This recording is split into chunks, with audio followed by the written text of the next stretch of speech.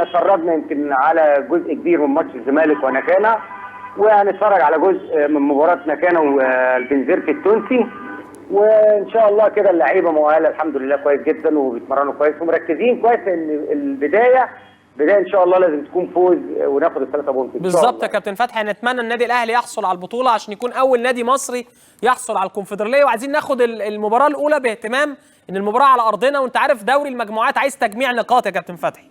والله يا كابتن كريم بص، انا زي ما قلت لك انا نفسي ان شاء الله اللعيبه بتبقى مركزه كويس قوي ناخد 3 نقاط، لان فرقه على فكره نكانا بالرغم من الظروف اللي مرت بيهم في ماتش الزمالك، او الزمالك كسب 5-0 ولكن انا هيأت لعيبتي او قلت لهم ان ماتش الزمالك ليس مقياس، لان فرقه نكانا فرقه كويسه جدا تتمتع يا كابتن كريم بلياقه غير عاديه وبيعملوا ضغط وعندهم اسلوب لعب معين وعندهم لعيبه كويسه وفرقه يمكن زي ما قلت لك تعادلت مع البنزرت التونسي في تونس، والبنزرت فرقه قويه جدا في الدوري التونسي. ايوه تعادلت معاه 1-1 في تونس. يعني فرقه ماتش الزمالك ليس مقياس للفرقه دي، ولكن لما بشوف الفرقه بشوف اسلوب لعبهم وبشوف ادائهم، الفرقه دي فرقه كويسه ومحتاجه فعلا تركيز واهتمام من جانب الجهاز الفني وجانب اللاعبين ان شاء الله في هذه المباراه. سيد معوض هيغيب، عنده شد في العضله الخلفيه.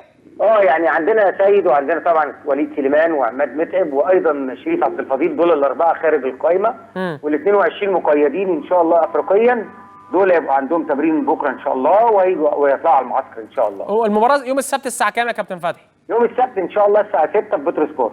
6 في بترو سبورت ان شاء الله بالتوفيق، ونهنيك بعد المباراه يا كابتن فتحي ان شاء الله باول فوز للنادي الاهلي. ودعواتك ودعوات الضيوف اللي معاك ودعوات جميع مشاهدي قناه النهارده. الله يخليك كابتن فتحي، بالتوفيق ان شاء الله، ونبارك لك يوم السبت القادم باول فوز للنادي الاهلي في الكونفدراليه باذن الله على نكانا ريد ديفلز. نرجع تاني